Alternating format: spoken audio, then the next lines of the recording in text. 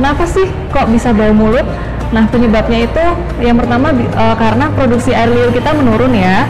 Nah, yang kedua bisa juga karena oral hygiene atau kebersihan gigi mulut kita tuh buruk. Banyak sisa makanan, banyak karang gigi, banyak gigi berlubang. Kemudian bisa juga dari pola makan yang kurang tepat. Kemudian selanjutnya juga bisa jadi dari masalah kesehatan, baik kesehatan gigi mulut maupun kesehatan secara menyeluruh.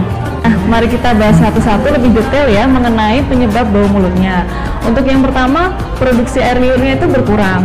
Berkurangnya itu karena apa sih? Karena selama puasa kan pasti kita tidak makan dan tidak minum selama beberapa waktu yang cukup lama gitu. Nah, hal itu juga bisa menyebabkan dehidrasi. Kemudian ada kebiasaan buruk yaitu bernafas melalui mulut. Dimana secara normal sebenarnya kita harusnya bernafas melalui hidung ya. Nah, kalau kita bernafas melalui mulut itu meningkatkan resiko mulut kita menjadi kering. Nah, karena mulutnya kering, produksi air liurnya juga menurun. Kemudian bisa juga dari efek samping obat-obatan yang rutin dikonsumsi seperti obat anti hipertensi, obat antihistamin atau anti alergi, obat diuretik dan lain-lain.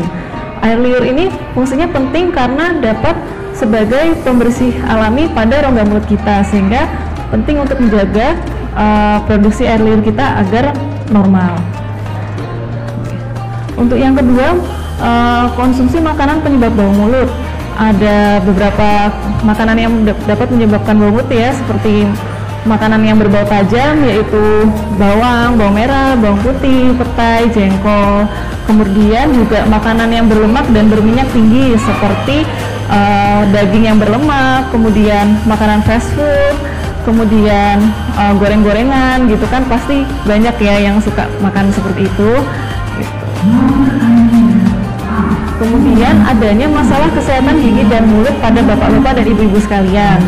Masalah pada rongga mulut kita itu biasanya ada karang gigi atau kalkulus, kemudian ada gigi berlubang, kemudian juga ada peradangan pada gusi. Kebanyakan dari masalah-masalah tersebut disebabkan oleh adanya sisa makanan pada rongga mulut kita serta adanya infeksi karena bakteri yang ada dalam rongga mulut kita, sehingga hal tersebut bisa menyebabkan bau mulut karena dari hasil samping bakteri itu memakan sisa makanan yang ada rongga mulut pada kita, kemudian menghasilkan bau sulfur.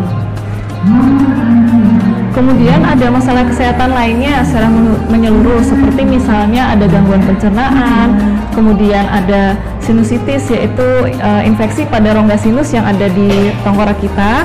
Biasanya rongga sinus itu seharusnya normal, isinya adalah udara. Bila terjadi infeksi dapat berisi dengan lendir, kemudian lendir tersebut bisa keluar melalui tenggorokan atau melalui hidung. Tanda-tandanya itu bisa keluar cairan ingus seperti warna kehijauan atau kekuningan dan bersifatnya bau juga.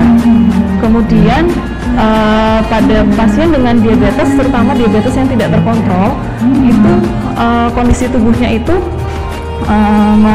mengolah energi melalui lemak. Nah, hasil sampingnya itu menghasilkan zat keton yang memiliki bau khas seperti aseton atau seperti buah-buahan fruity bread seperti itu.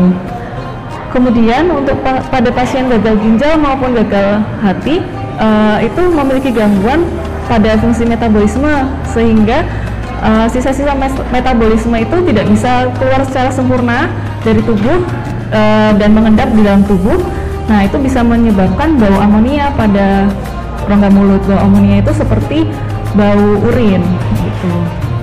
Kemudian juga infeksi tenggorokan, biasanya pada pasien yang amandulnya sering kumat, sering bengkak, itu juga bisa menyebabkan bau mulut.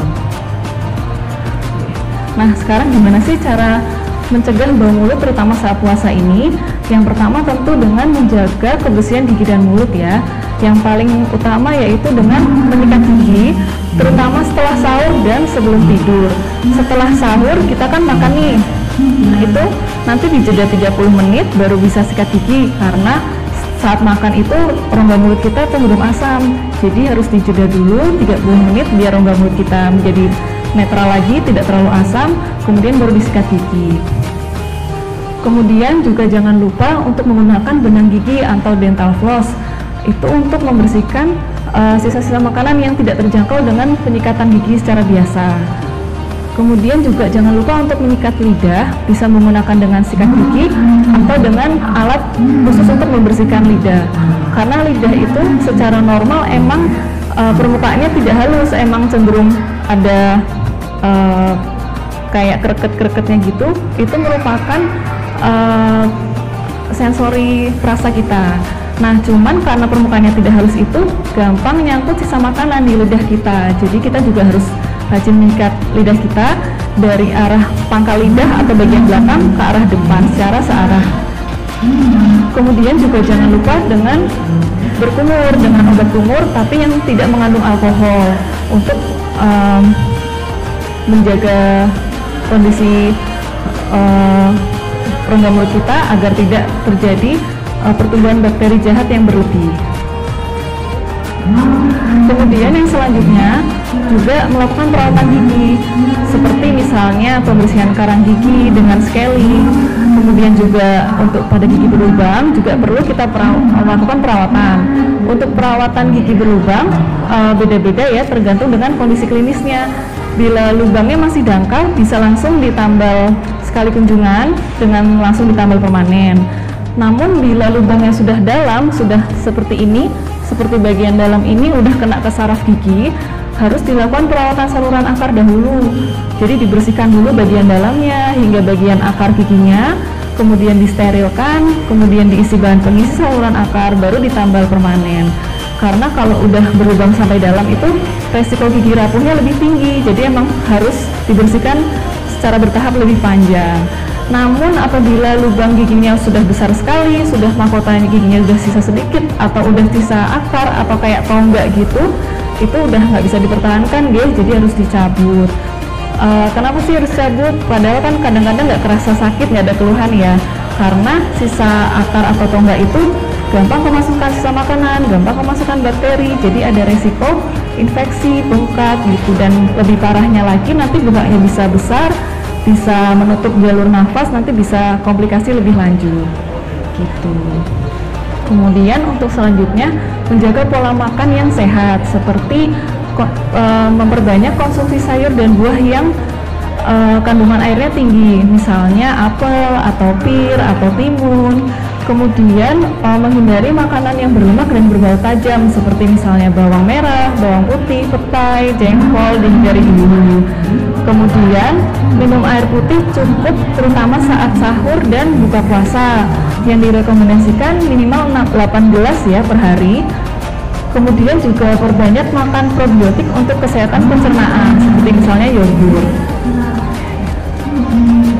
Kemudian apabila ada mulut kering, ada pantangan ya bapak-bapak ibu-ibu, seperti misal menghindari kafein. Kafeinnya itu biasanya terdapat pada teh atau kopi. Kemudian juga menghindari kebiasaan yang salah seperti bernafas melalui mulut, itu kan kurang tepat ya, jadi harusnya bernafasnya melalui hidung gitu. Kemudian juga mengatasi bau mulut akibat penyakit, misalnya ada penyakit di saluran pencernaan seperti GERD atau dispepsia.